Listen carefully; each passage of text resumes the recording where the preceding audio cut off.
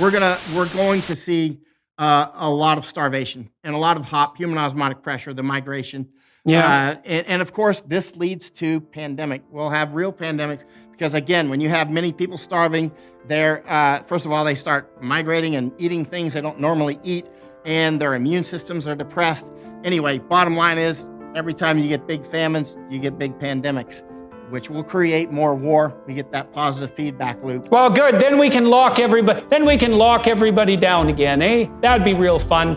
We can lock everybody down again like they did in Shanghai, and then we can disrupt the supply chains even more, and then we can starve a bunch more people, and maybe we will settle out with 600 million people and have a sustainable planet, with all those 600 million people living in the ashes and the skeletons, and with bareness and apocalyptic nightmare everywhere around them. That'll be a hell of an outcome. But the bottom line is the Bill Gates is buying up farmland, as you know, all over the place. I know. He is the biggest private landowner in the United States right now, and the land that he's buying up, he's taking out of food production. And it seems to be because he's obsessed about meat production, at least in part, doesn't believe that that's part of a sustainable future. And so, but I do share your skepticism. It's the same thing happens on the bloody energy front.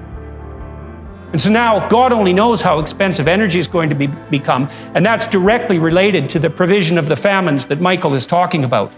So get ready for this, folks, because it's coming down the pipes. Well, now they're trying to shut down the bloody farmers. It's like, what the hell's going on here? We actually need food, especially poor starving people. Remember them? Socialists, aren't those the people that you're supposed to be on the side of?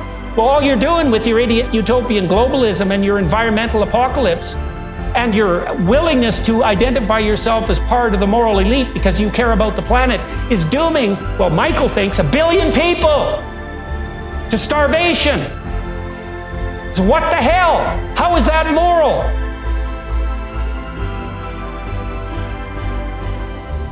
Very good book on that called Red Famine. Where 6 million people were starved to death by the communists, and where women were shot if they went out into the fields that had already been harvested to glean individual kernels of grain by hand to feed their children. If they didn't turn over those individual kernels of grain, then they were summarily executed. And that was fun in the communist Soviet Union. Only 6 million Ukrainians.